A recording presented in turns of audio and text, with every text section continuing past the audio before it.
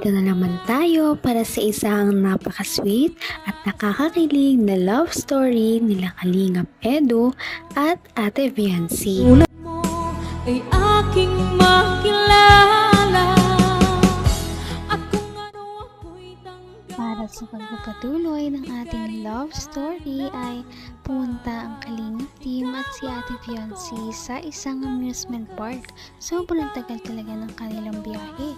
Inabot pa sila ng 10 hours at natulog pa nga sila doon dahil kinagabihan na nga sila nakarating.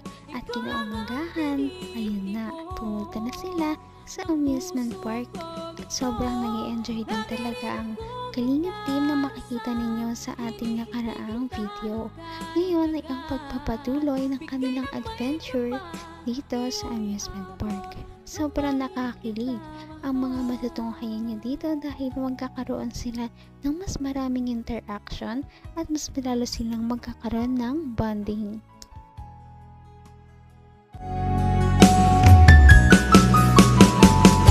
Ang nais ko lang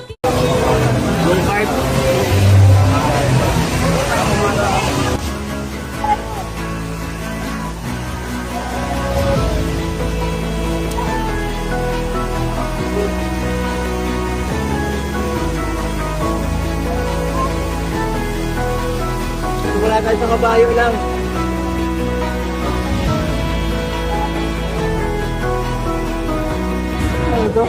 Warm up. Warm up. Kabayo, ayoko niya. Doon tayo mamaya. Pilipin, tara! Uy, dyan naman. Kaya ikaw muna tayo sa simpleng ride. Lahatin natin eh. Ito ang sunod kasi yung tapos tayo sunod. Tapos roller coaster tayo. Tapos sige. Drop. Tapos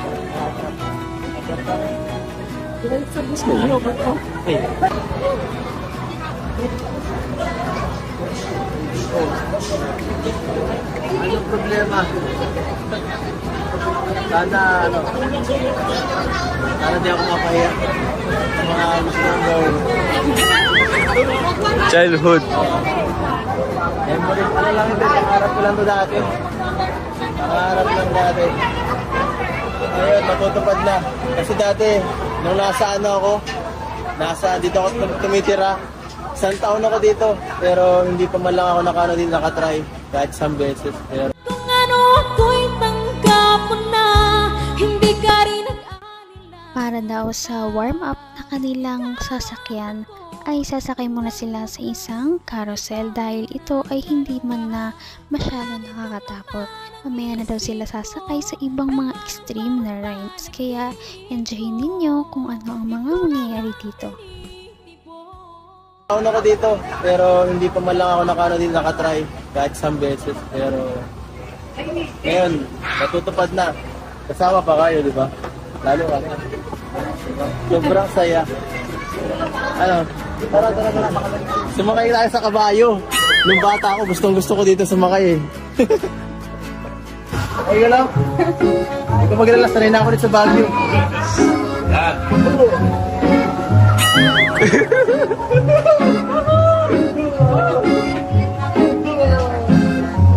Wala kabayo. Hoy, dito. Okay.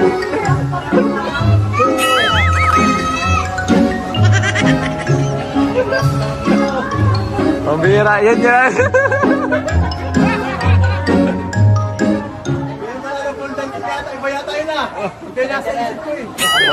You ever wonder if days like these last with one another? Ay, tumataas! Uy!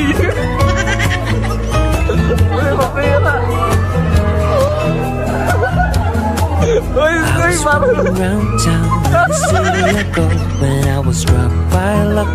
Naman ang bawat panaginip ko, ikaw lang ang tinitipon. Kanilang unang ride na sinakyan ay makikita natin kung gaano talaga sila nag-enjoy.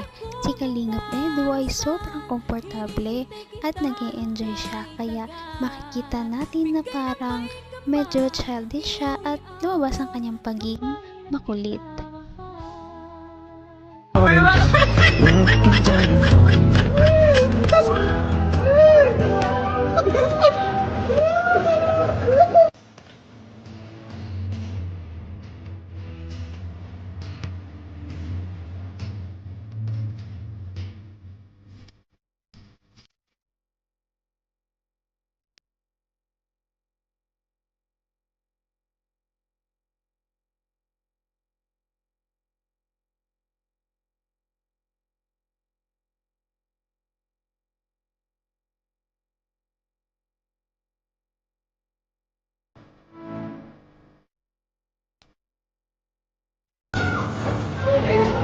Paano na ako? Paano na? Next ride tayo, next ride! Next ride tayo, next ride!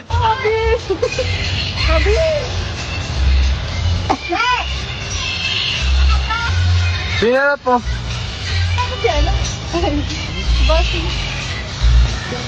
Sinarap mo sabi?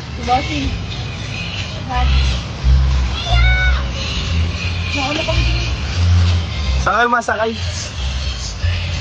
Nagawa na ako. Pinaguan ka?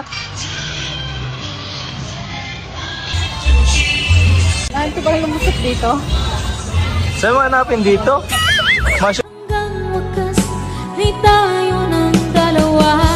Palagi kang naman ang isip. Upang ma-document naman ang kanilang mga memories sa araw na yon, syempre, nandyan si Ate Fiancé dahil kaliwat kanan ay todo picture siya dahil minsan na lamang ito maranasan ng kasama si Kalingap Edu. Kaya naman mas better na i-capture nila ang mga memories sa pamamagitan ng picture.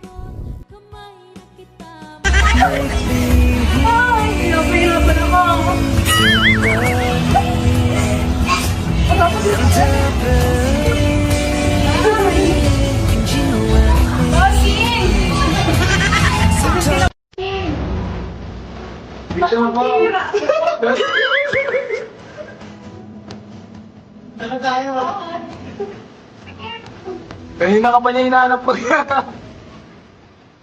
Tara na lang kami muna.